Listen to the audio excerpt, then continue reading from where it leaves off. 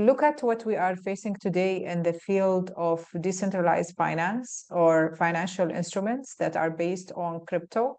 What refreshing perspective or philosophy do you bring to your leadership in tech and industrial development that might be surprising to us? Not surprising, but I have a tendency to go into diverse interdisciplinary platforms and projects. I like to make sure that my projects are not only going to be seeing the light of the day in terms of publications or academic excellence. If you were to toast to a major sustainability milestone with a mocktail or your tea, which milestone would it be? Anything that is related to closing the gaps that exist in between equity globally.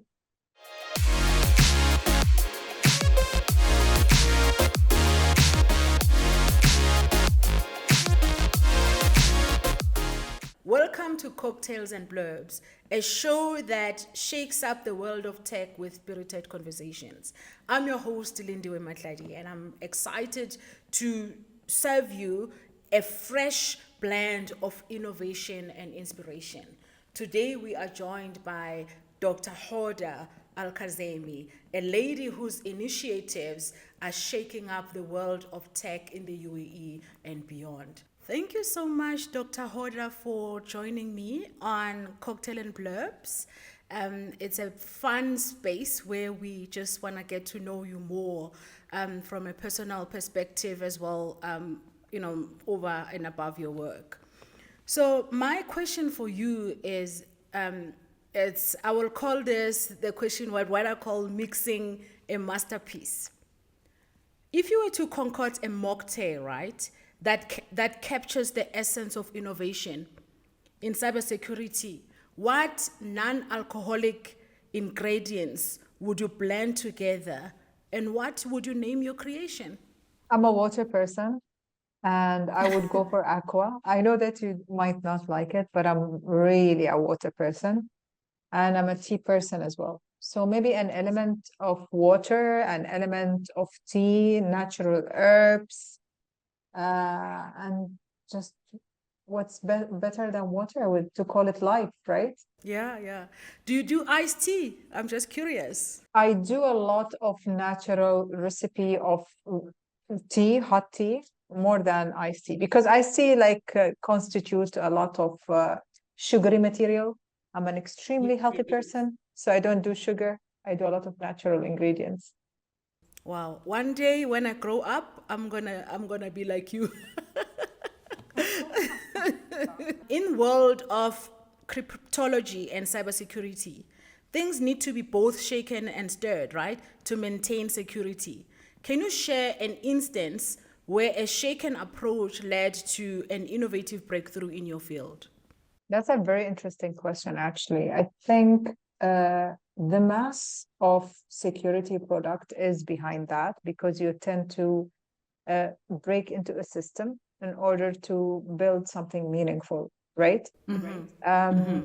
Look at what we are facing today in the field of decentralized finance or financial instruments that are based on crypto. Crypto has been built primarily to be an instrument of confidentiality, building reliability, building authentication, and a medium of communication. And for a very long time, over 20 years, it has been clustered into the mass by just being a mean of securing communication. But it introduced a different boom when it has been pushed into the platform as a source of maybe mobilizing decentralized financial instruments in the form of cryptocurrencies, where the world today is trading in secure commodities outside of a natural or outside of standard traditional banking infrastructures. And to the many who are advocating for SDG development of technology, this is a breakthrough because it allows individuals who doesn't have accessibility to banking infrastructure within their own jurisdictions of governance to have still access to monetized values that they can either trade or create new jobs out of. So now I'm gonna go to refreshing revelations, right? Much like crisp mocktail refreshes our palate, what refreshing perspective or philosophy do you bring to your leadership in tech and industrial development that might be surprising to us? I think it's not surprising, but I have a tendency to go into diverse interdisciplinary platforms and projects. I like to make sure that my projects are not only going to be seeing the light of the day in terms of publications or academic excellence, but also in terms of industrial value and what they can bring to the wider audience. And for that, I think this is the multitude of the different projects that I'm working on are resembling. So in the past, I work on building different R&Ds, different research and development instruments that could be considered on the longer run as a viable economic projects that would push for a diversified economy. And I think ultimately we are all following that kind of value chain because we work in our different components to bring innovation to life and making sure that innovation brings value and profit to different ecosystems. Wow. I mean, I think for us as women, and actually women of color, we know the importance of diversity, right? Because most of the time we have to sort of put, people will say, well, why don't you put yourself out there? And sometimes we're like, but I'm already here, so what else do I have to do? So I think it's great when we see even us making sure that the teams we work with or the work we do also have that diverse perspective. Now I'm gonna talk about the fusion of flavors. As you know, I am your I love cocktails. So anyway, so your work fuses technology, security, and economic development. If this fusion were represented in a mocktail or in a tea, I would call it a tea tale for you. Which flavors or elements would represent each area, and how do they combine to create something greater? I would say ginger, turmeric, cloves. Interesting combination, right? Yeah. But it's all anti-inflammatory. It's all has this kind of deep healing power to a system that you don't see from the get-go. You would have to stick around for the longer haul until you can get to see the value of consuming these elements. And what would it do to make sure that you have a very active autoimmune disease? And this is how I see that. This is how I see technology, security, and economic developments. They are the heart and soul of what we are building out there for a resilient society. Because if you don't build technology that would have an economic value, I would deliver an economic value in a very trustworthy manner, in a very secure manner, for the mass, then you are not addressing the actual resilience definition of your community. A good mocktail or cocktail, like technology, often has layers of complexity in it. And I think even a good tea, a good, herbal tea will have those layered complexity. Can you demystify one complex concept in AI or cryptology by comparing it to a layer in your favorite tea? Possibly all the hype that goes today with generative AI and understanding what is exactly generative AI and what does it stands for. I think delayering the complexity of developing new tools, I would say, because generative AI for me is considered as an algorithmic tool to change the training sets that exist today for a mass of AI. So we shouldn't take it at face value, in my opinion. And we should make sure that we dig deeper into what is exactly the ramification of emerging technology. As somebody who values sustainability development, or rather sustainable development, if you were to toast to a major sustainability milestone with a mocktail or your tea, which milestone would it be, and what tea or would you choose? There is not one tea that I like, but there are different teas based on the mood that you have. But for this, I would choose anything that is related to closing the gaps that exist in between equity globally, or equitable access to opportunities globally. Making sure that we have equitable access to education across board, equitable access to human rights, equitable access to healthcare, to living standards, to technology is a major milestone today. I mean, we're not just talking about equitable access to jobs or to economic income, to certain economic income between different genders, but an absolute equitable access on all of its formats and all of its forms and levels. Because I think only then we will be able to advance together as one humanity. And only then we'll be able to unlock the potentials, the economic potentials of different nations globally. Yeah. And I mean, also, I think also access to something that some of us who lives in relatively, secure countries, like safety, being able to go to bed and feel like you could, you can wake up, the ability to plan for your life, to plan for your children. I have friends in Palestine, women who were part of the Tech Women program that was run by the US government that I know personally, and just like right now when we're talking to them or just checking how are you, and just to say, well, I'm alive today, and you're like, wow, it's heartbreaking, but I think it's really important what you're talking about, to say we have to get to a point where the basic things, like basic, I mean, being able to go to bed and wake up and know that if you can take your child to school, or if you're sick, you can go to hospital without the fear of getting bombed. So anyway, I won't go there for now, but I just felt it's something that is really close to my heart and that I've been thinking about a lot, because for me, this is not something that is out there. I have friends that are going through this.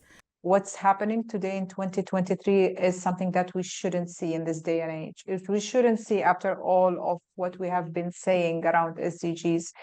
What does it stand for when we are seeing this an equal execution of powers that is extreme, that is absolutely extreme? My next question is on the cultural craft, and I mean, I think I've seen you are very rooted in your culture, and myself, I'm very rooted in my culture. The UAE is known for its rich culture and tradition, just as certain drinks are staples of regions, right? How does your heritage influence and enrich your work in tech and economic development? I would say it influences me in 90%. I came from a community and society, as you have said, Lindwi, in your past remark, that was not known for science, for technology, for tech development. And I always wanted to make sure that we build a foundation today that is a multiplying foundation of opportunities for the generation that would come behind us, regardless of where this generation is coming from, what nationalities this generation is having, what ethnicity, what origin, it doesn't matter. We need to make sure in our full capacity that we build opportunities for others, because we today stand here on the shoulders of people who came before us and built opportunity for us. One way or another, there is someone who paved that pathway for others. And I would wish that the major takeaway that we would have from everything that's going around us is that we need to build a multiplying opportunities and share these opportunities. Because I lived in a scarcity model. I lived in a scarcity model when it comes to education, when it comes to technology, when it comes to advanced R&D development. And I understand the threat and danger of maintaining to live within a scarcity model. I mean, as many South Africans always say, is that we are our parents' wildest dreams.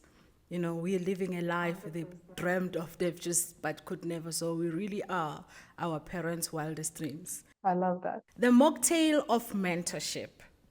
I know this is something that you are very passionate about. Mentoring is essential in fostering growth, similar to how the right mix of ingredients is crucial for the perfect mocktail, right? Could you share a mentoring experience that was particularly rewarding for you? I have a particular itch with mentorship. I don't believe in the concept of mentorship because to me, mentorship in this world today is devalued because people would come in and would say, oh, I will mentor you. And for them, mentoring someone else is a passive conversation where you can, maybe give your reflections on XYZ, give a bit of guidance on XYZ. While in reality, the world needs more. And when that person succeed, take credit for them when all you did was just to say, wow, that's good. You're on the right track. That's all you said. And then like, oh, you know what? You look how successful that person is. I've been mentoring them. So I think we need to put people on the spot and make them a little bit uncomfortable by telling them you need to do more. Today, in order to close all these gaps we talked about early on, we definitely need to do more. We need to actively champion causes. We need to get outside of our comfort zone to make sure that we build pathways for others. Because if we don't do it, who would do it? Especially for people who are privileged enough to get into that kind of leadership position or into that kind of very niche opportunity in the market, get into that kind of niche opportunity in their professional career.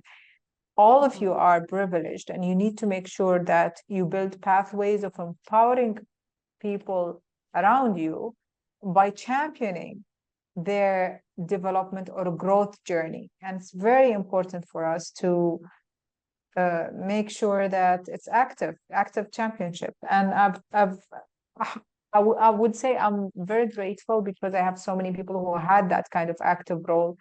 In my family, for example, my parents, my grandmother, they have been all an active champions of where I should be in life, what should I do, what kind of opportunities should come across towards me. I met CEOs and previous CEOs who were generous enough to open the doors, to promote and make sure that you have access to the boardroom, have access to the decision-making cycle, because they believed in you, and they believed not in you and your current version, but they believed in you and your next 20x growth version, right? Yeah. They saw what you could be. And they give you the benefit of a growth. I don't want to say the benefit of the doubt, but the benefit of a growth that could happen if they believed and if they pushed for you. And I think that's the level of basic mentorship I want to see today. Yeah, identifying talent and nurturing it and supporting it. And that means, I love what you're saying, because mentorship is not just about, just also opening some doors. It's also about when you nurture something, it's like when you have a plant, right? You have to water it every day. If we were to infuse a mocktail with the essence of AI, which qualities of AI would you highlight? And why? If we want to be pragmatically positive about AI, the qualities I would choose is making humanity better. So Yeah. I would say AI is supposed to make us better human, not better machines. So that ability to, I would say, offload your routinic, because I think somehow the way we are living at the moment, we are assimilating to a task and to a routine and being clustered within that routine. And I think AI it has been brought into the picture to push us out of our comfort zone and push us out of this routinic structure of life and introduce a different level of efficiency. I'm not just talking about economic efficiency, but a human efficiency. It's pushing you to think of your growth in a different level.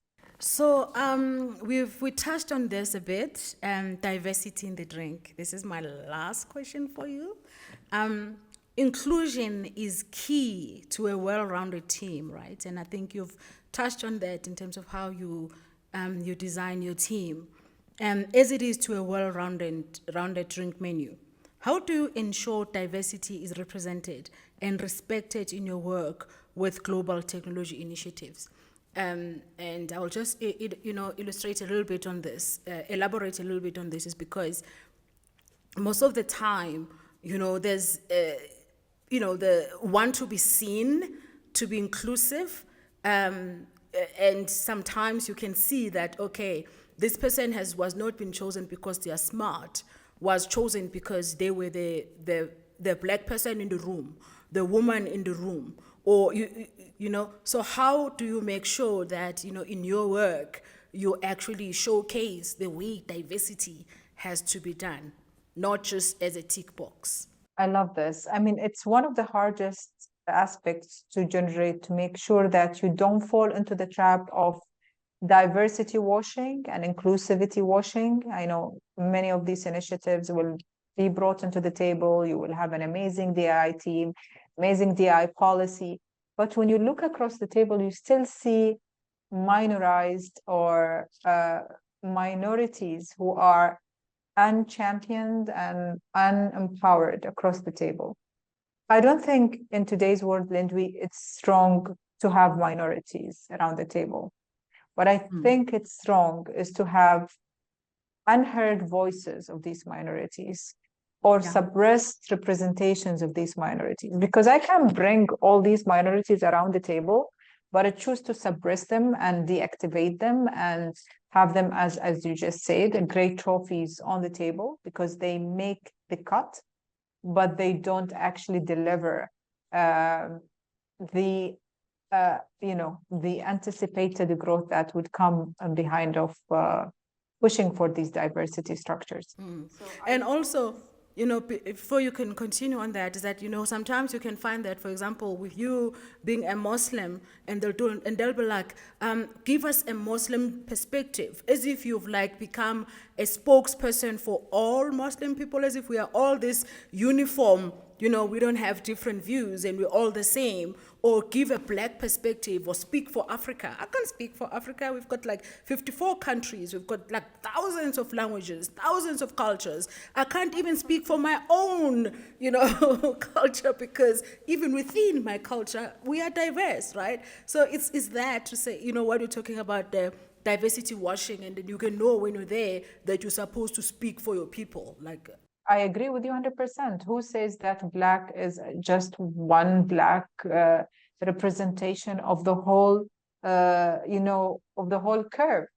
I mean, you might have different representations of Africa, different representations of women in color, different representations of women in technology. Even within someone who would look exactly the same as me, I might have different representation of people who are who look exactly the same as Hoda today.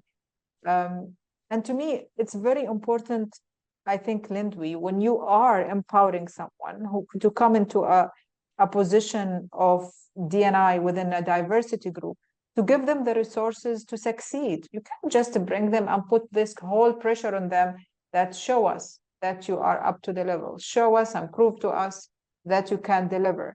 No, the person who is leading this diversity initiative has the tremendous responsibility on their shoulders to make sure that the pathway, toolbox, and resources are accessible, available for this group to succeed. Thank you so much, Dr. Hoda, and I am very grateful for you to take this time while in Spain to talk to me.